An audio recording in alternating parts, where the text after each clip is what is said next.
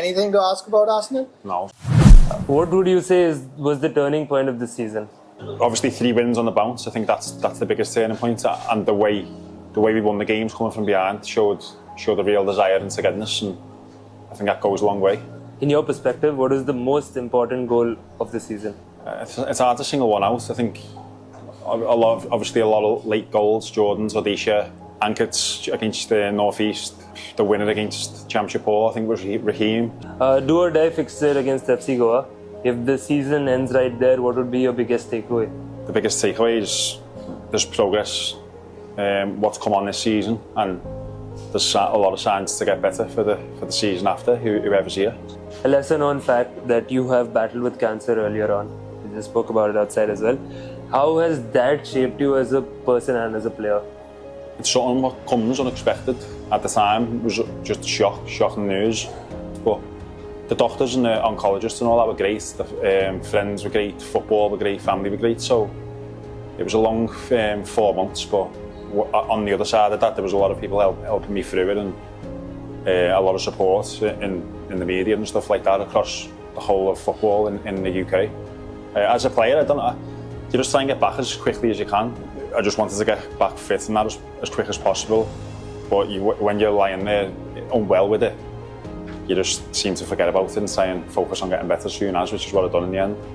There are many different kinds of leaders. What kind of captain are you in the dressing room? Quite relaxed, to be honest, until it's time to go out and start the game.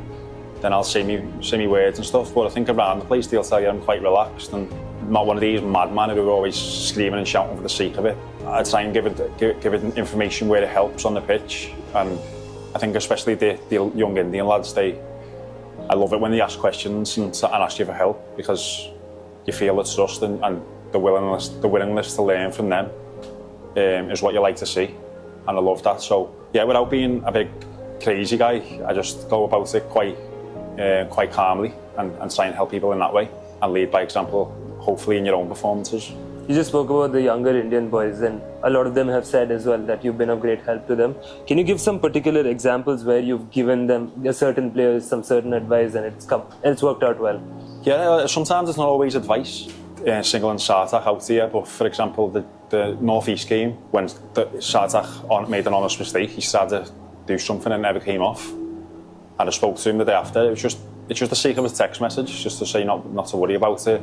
We won the game, thankfully, so not many people will remember this, and they just appreciate it so much that it doesn't have to be telling them where to be or guiding them on the pitch. Sometimes it can be off the pitch as well, especially when someone's down after a mistake, to try and help them back up and put a smile back on their face. But as well, for example, I've played alongside Bikash, obviously, who's quite young.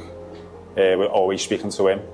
And then Sashu, for example, the other night, before his red card, I think he was doing great. But I think earlier in the season, I played on his side against Goa as well. And just constantly speaking to each other, and he's asking questions. And of course, you've got to get your own house in order and your own performances in order first. But especially me, for my job and experience, it's to help them as well, which I love doing. So thank you to everyone. Lovely.